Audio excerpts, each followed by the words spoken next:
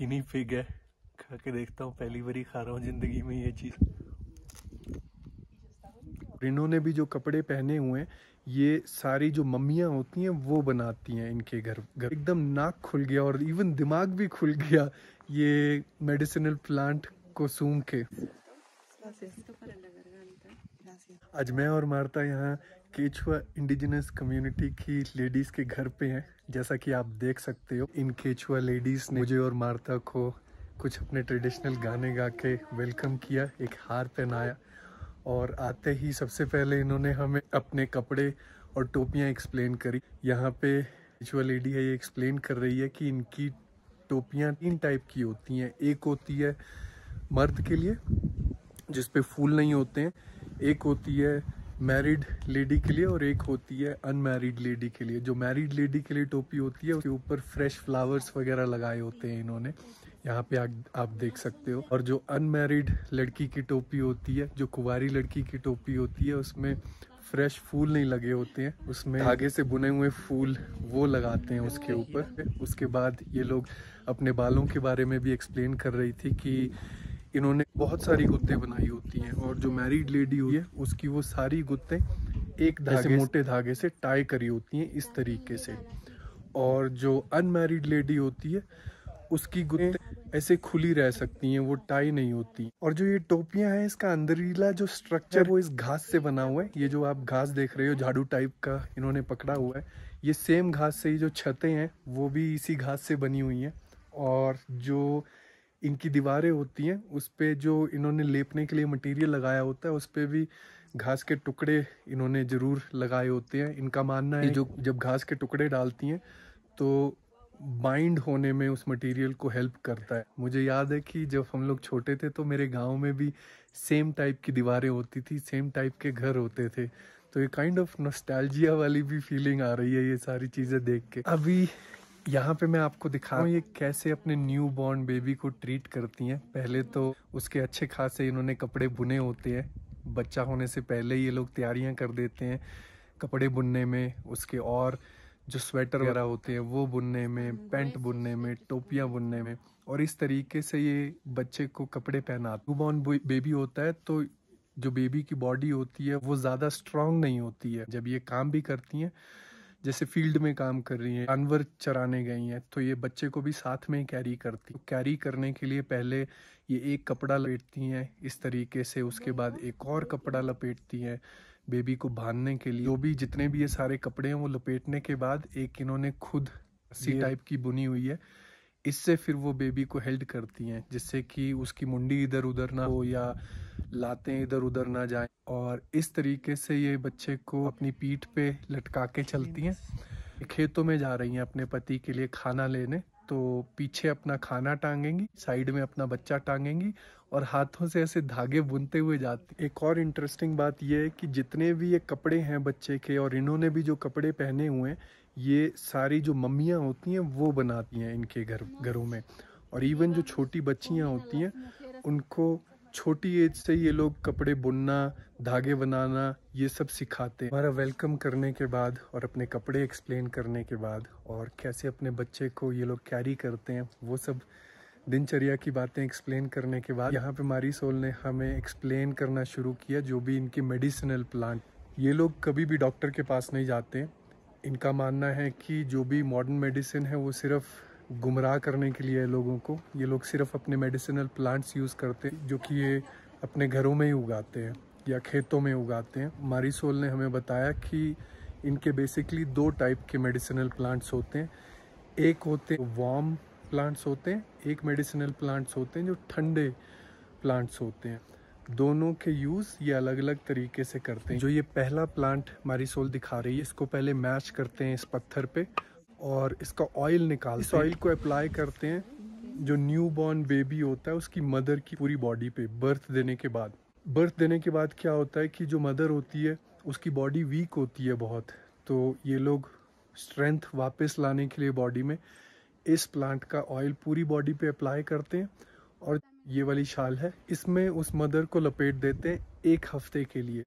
जब ये औरतें घर का काम कर रही हैं जो, या इनके मर्द हैं वो फील्ड्स में काम कर रहे हैं, इनको काफ़ी बड़ी कट्स भी लग जाते हैं तो ये जो अगला प्लांट मारीसोल दिखा रही है, ये वो कट्स क्योर करने के लिए सेम तरीके से यूज़ करते हैं। पहले मैश करते हैं पत्थर पे और इसका ऑयल निकाल के कट्स पे लगाते हैं। हमने जब टच करा ये जैसे चिपका चिपका सा फील कर रहा था, तो इससे फील होता है कि वो प्लांट में वो प्रॉपर्टीज़ हैं जो आपकी चमड़ी में कट लगा है वो जोड़ के उसको हील कर देता है। जो अगला प्लांट है इनका वो है साग। हाँ जी, साग। जब इन्होंने मेरे को साग दिखाया और बोला कि मेडिसिनल प्लांट है, तो मैंने इनको बोला कि मेरे को खाने को दो। तो इन्होंने इमीडिएटली मेरे से पूछा कि तुम्हें कैसे पता है इसको खा भी सकते हैं। मैंने इनको बताया कि हम लोग साग कैसे प्रिपेयर करते हैं। यहाँ पे ये लोग साग दो तरीके से यूज़ करते हैं। एक मेडिसिनल पर्पस, जो मेडिसिनल पर्पस होता है साग का, ये उसको मैश करते हैं, उसकी पेस्ट बनाते हैं। और कभी भी किसी आदमी और किसी औरत के निचली बॉडी में कोई पेन हो, कोई दर्द हो, उस पेस्ट को उस एरिया पे रब करते हैं। दूसरा यूज़ है ये खाने के लिए यूज़ करते हैं। इन्होंने हमारे लिए डिश भी बनाई है इन साग के पत्तों की। हमारे जैसा साग नहीं प्रिपेयर करते।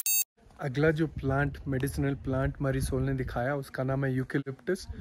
और एक और प्लांट उसके साथ ये लोग यूज़ करते हैं, उसकी ये टी बनाते हैं। उस टी को कब पीते हैं?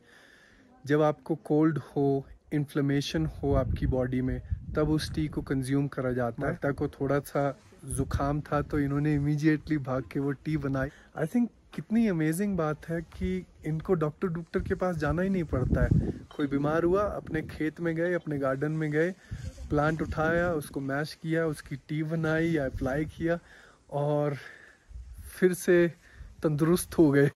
ये जो अगला प्लांट है, इसको हाई अल्टीट्यूड में, जो हाई अल्टीट्यूड सिकनेस होती है, उसको क्योर करने के लिए यूज़ होता है। कई बार क्या होता है कि आप अगर सी लेवल से एकदम से आप 3800 मीटर पे गए तो आपको ऑक्सीजन सांस लेने में दिक्कत रहेगी, जैसा कि हमारे साथ हुआ था इमीडिएटली जब हम लोग कुस्को पहुंचे थे। इसको ऐसे हाथ से मैश करते हैं और इसको सूंघते हैं।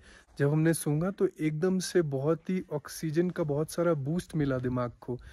जैसे डिजीनेस होती है वो एकदम से चली जाती है और आपको अलर्ट बना देता है ये वाला प्लांट।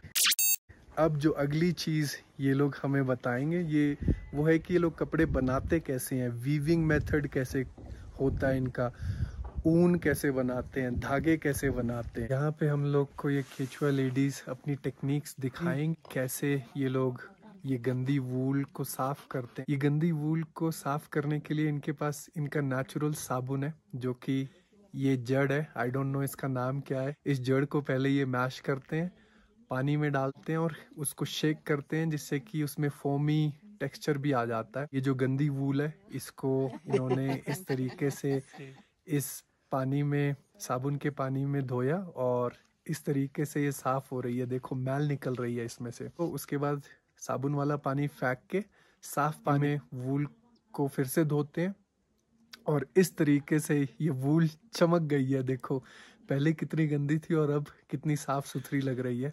वूल को धोने के बाद जो ये लोग करते हैं वो है उसको सुखा के उसको कलर देने का काम।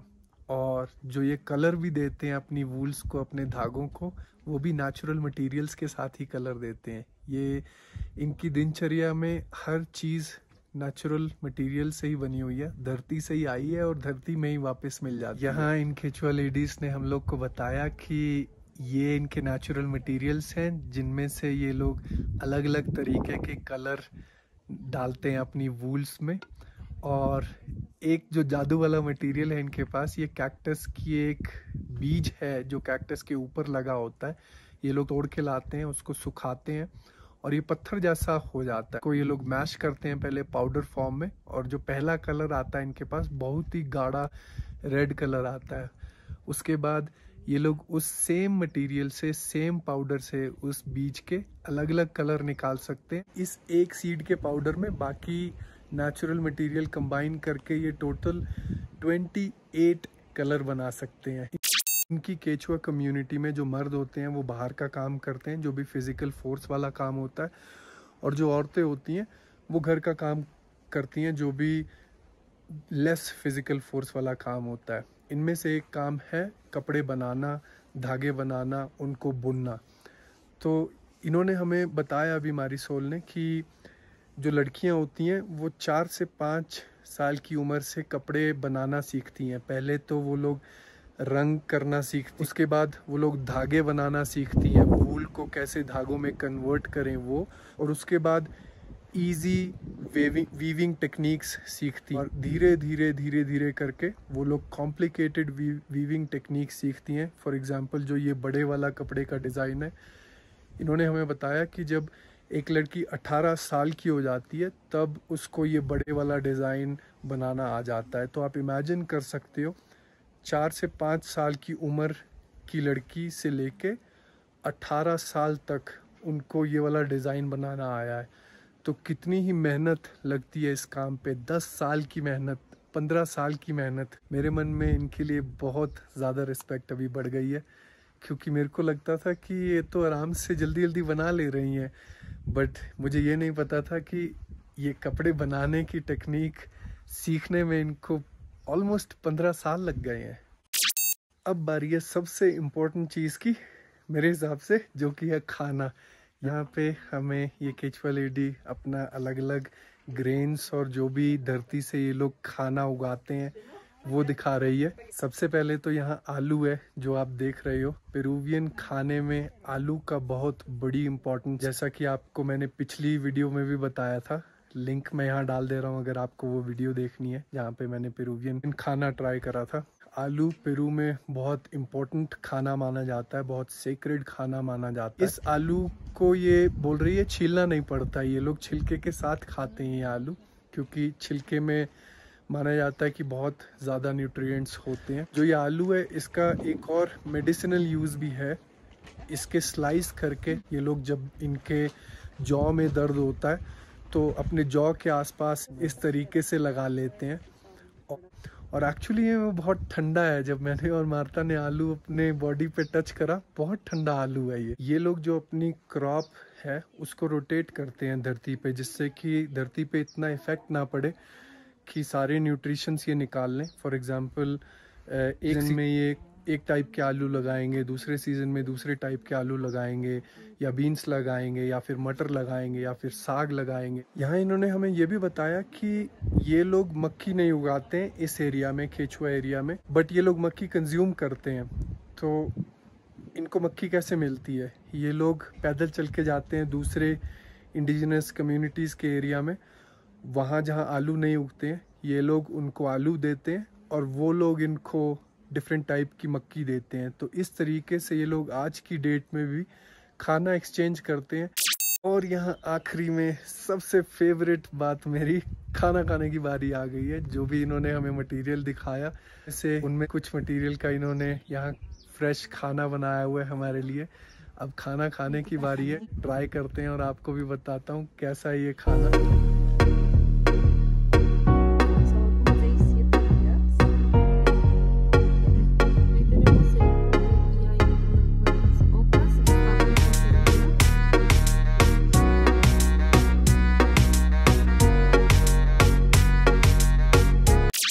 अगर आपको कंटेंट पसंद आ रहा है, लाइक शाइक सब्सक्राइब शेयर शूर कर दो थोड़ा बहुत।